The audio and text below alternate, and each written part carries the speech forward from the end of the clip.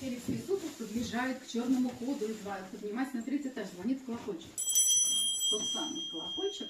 Значит, на звук этого колокольчика из дверей своей спальни выходит красиво одетый Григорий Ефимович. А, кстати, у него не было, между прочим, иллюзий, как выясняется. Вот в конце экскурсии вы поймете, что он вообще сюда вернется.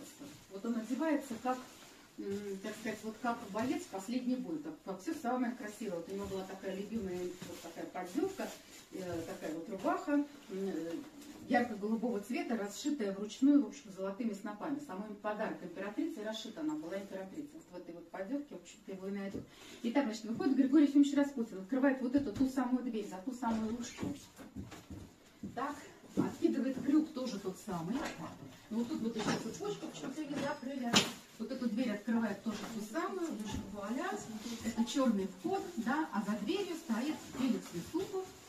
Так, значит, у которого воротник поднят до ушей, шапка надвинута до бровей.